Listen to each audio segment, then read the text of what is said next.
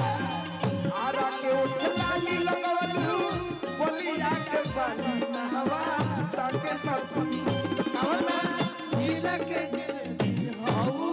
ए बाबा कवना जिला के सब ठाकुर जी हो जाए नैयो लगता दिल कहा रही सब साइड चला सरला नहीं जो लगता वो बहुत अलग चीज है। अरे वहाँ नहीं है जहाँ ये सुर चल रहा है। का करो भाई का तो कहो ना जिला के जाने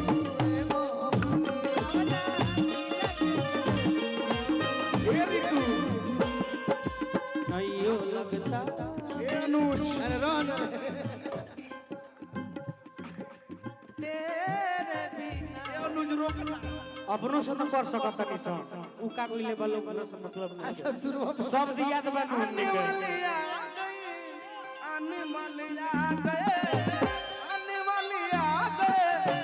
आने वाले आ गए चूड़ियां यूं खनकाने वाले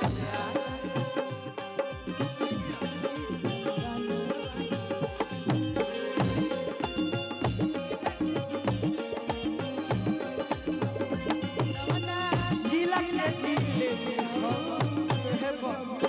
हमरा राजा जी की गोलियां पर पीले राजा जी के गोलियां पर हमरा राजा जी के गोलियां पर पीले सखी उहे दिल हमर लेके गोई दिले सखी उहे दिल हमर लेके गोई दिले सखी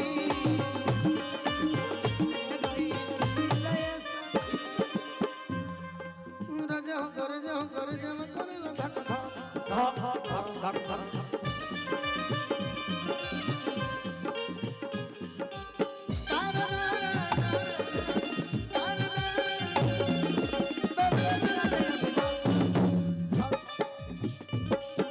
राजा हो करे जा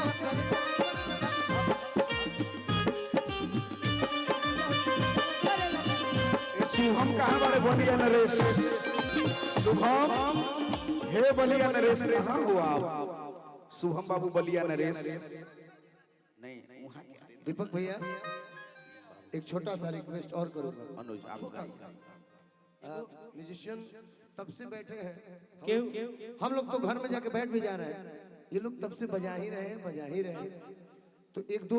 गीत के बाद रिकॉर्डिंग भी कराया जाए हाँ ताकि सबका भी अनुज मैं नाचूंगा अनुज इन लोग भैया